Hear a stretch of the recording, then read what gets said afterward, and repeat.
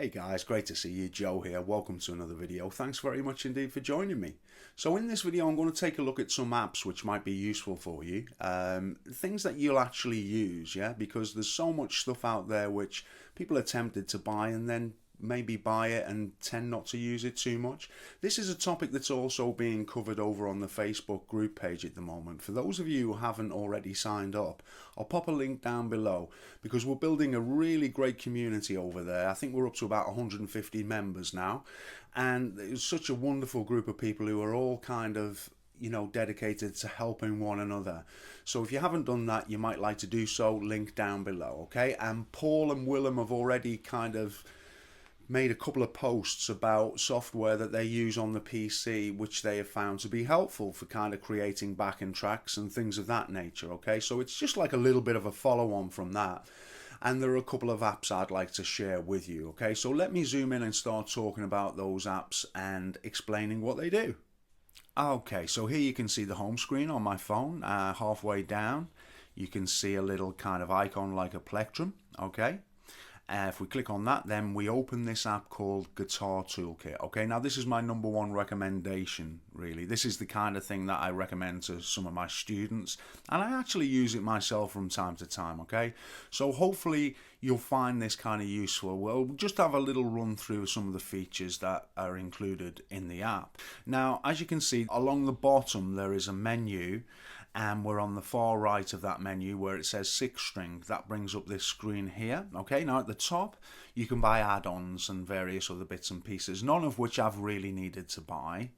Then below that we have the instrument selection, so it's on 6-string at the moment, but you've got lots of different options there. So you've got 6-string, 7-string, 12-string basses and banjos, mandolins, ukuleles and things. Okay, so the first thing we do is we select our kind of instrument, and then we kind of go back here, and then below that 6-string one we have the tunings, and if you click on that you can see you've got so many tunings here, which is a great little feature to have. Okay, so every kind of tuning you would ordinarily need is covered here. Okay, and on the right hand side you can see that some of these little stars are selected, and they are my favorite. So they're tunings that I use quite frequently. So you got open D and open E and things like that, and when you select a favorite then that appears in the tuner, which we'll take a look at in a moment. Okay, so if we come back to here, we also have a capo facility.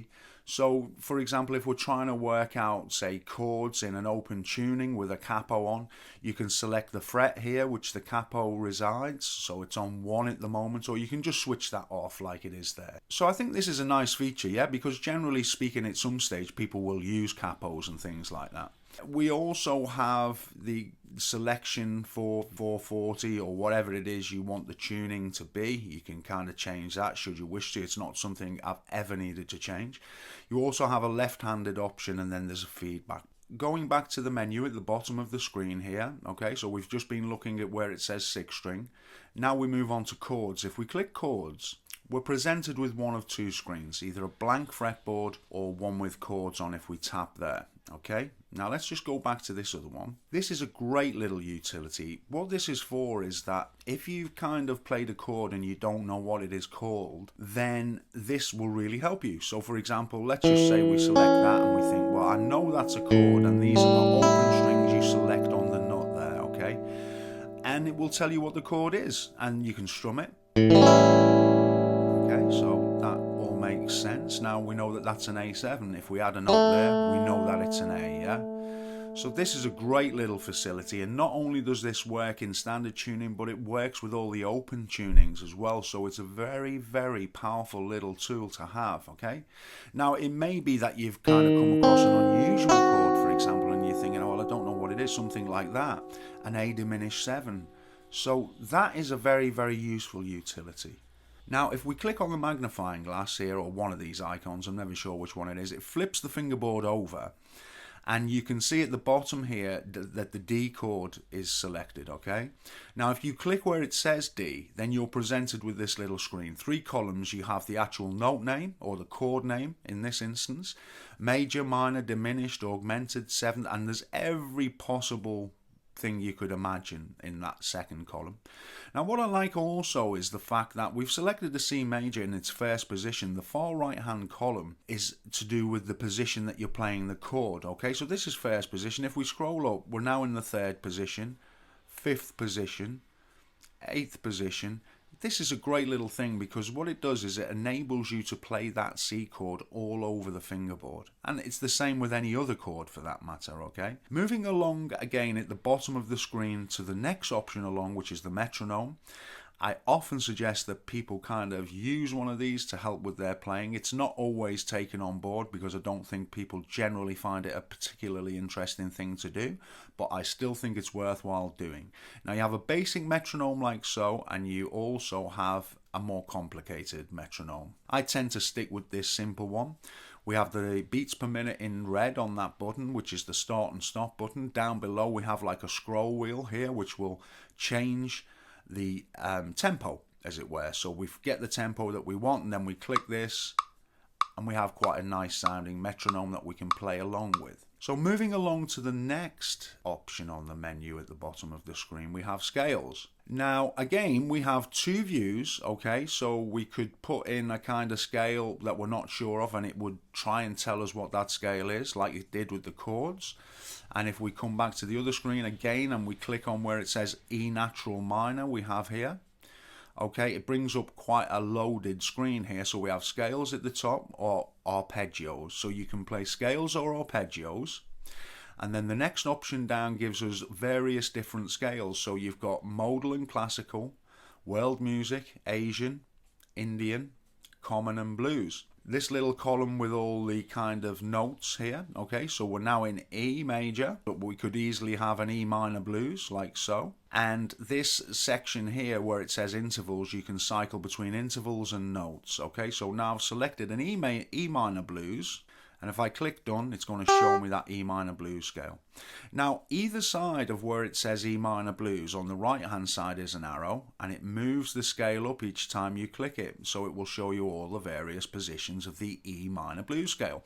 Conversely, if we click on the left hand side, it will take us down. So again, a very useful little thing, and we can select all kinds of things. We can change the notes to intervals, so now we can see the roots, which are blue circles, the fourths, the sharpened fifths, the fifths, and all the other intervals, okay? So that's like another option that we have, or we can just have the note names like so. So again, this is very useful for scales and arpeggios if we're interested in learning these things.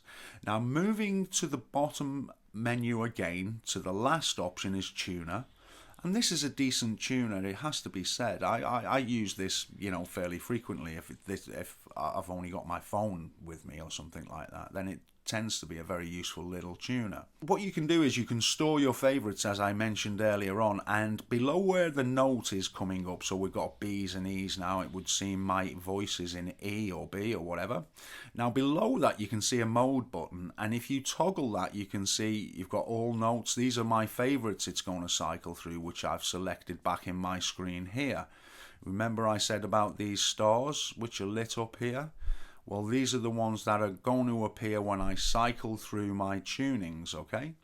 So that's what we're seeing here. We've got standard tuning, we've got all different ones, open D, a full step down, and open E tuning, okay? So let me just pop that back to standard. So yeah, that kind of covers all the kind of different menus and things, briefly speaking. Great little app, well worth $5.99. Okay, so as I say, I think that's a bit of a no-brainer for $5.99. I think it's well worth that kind of money, and it is something that you may actually use, okay? Unlike some of the stuff that's out there which looks all great and everything else until you've downloaded it, and then you just find that you don't always use it. I think this is one of those apps that you probably will find yourself using, which is why I've suggested this one for you. Now, moving on, for those of you who are interested in soloing and things, do check out Paul and Willem's post on this on the Facebook group page, because there's a lot of stuff out there. But for any of you who have an iOS device, I'm not sure whether it's available on Android. I've got a feeling it probably is, but there is an app which is called Jam Tracks. And this can be kind of useful for just on a basic level, for just having something at hand to jam along with. So let's take a look at this one. Okay, so back to my home screen again, and you can see this icon at the bottom here, Jam Tracks. Very intuitive interface, as you can see. Okay, so this is the home screen. Again, with a lot of these kind of apps, the menus are along the bottom, which we'll take a look at. So we're now on the player option, which is like the home icon, yeah? Now, as you can see, all the keys are laid across the top. So you got A, B, C, D, E, F, G. You got major and minor and a volume slider, and then below the volume slider you've got the actual style, which is acoustic blues, yeah?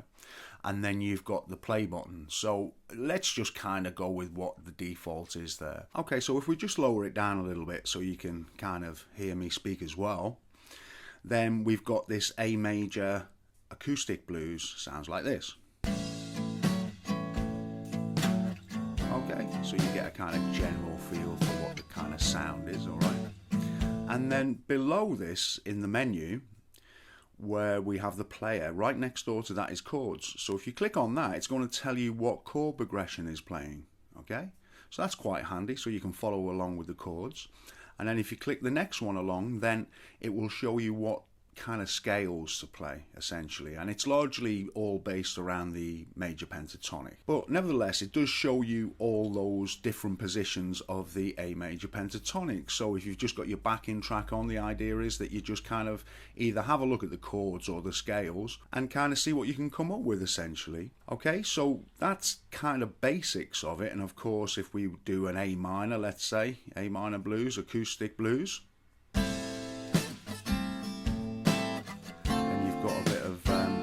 blues there. Okay, so just so you can hear some of these kind of styles, let's pop it back to major there, and we'll go to styles along the bottom, and then we can see the different styles. So we've got humbucker blues, acoustic blues, jazz, modern rock, reggae. So if we click the humbucker blues and we go back to the home screen and we click play, now we have humbucker blues in A major. Let's have a listen to the humbucker blues in D minor. Okay, so you get the kind of idea, and as I say, there are others. So you got modern rock there, E major, and we play that. Have a look at the chords, and the scales, E major, Ionian. You see, so it does have a few little different kind of scales in it, largely pentatonic, but a few other things as well. So hopefully that gives you some kind of brief idea as to what the app is about, and you can kind of decide one way or the other whether you feel that this is something for you. As I say, it's kind of useful if you're just looking to get started in the basics and things like that. There's not a huge amount of songs or styles, but you do have all the keys, and you know, so that you can certainly do enough with what you've got there. So it just means you've got to get a bit more creative. So yeah, that's Guitar Jam Tracks. So there you have it, guys, just a little video kind of showing you a couple of things that you may find useful. I'd also be very interested in anything that you use and have found to be useful for your guitar journey. And if you could possibly share those here down below in the comments, or even better, go along to the Facebook group page and share some of your ideas there. That would be greatly appreciated by all the members over there. Failing that, then, as I say, please drop a kind of message down below so people can check out some of your apps. And I look forward to seeing you very soon with another lesson, guys. I'll keep you all posted on the Joe Show and when the next episode of that is going to be coming to you. I've started playing live again now. The season starts next week, so I've had to make a few little changes to the Joe Show, but I will keep you all posted, as I say. In the meantime, take care, guys, and I look forward to seeing you all soon. All the best.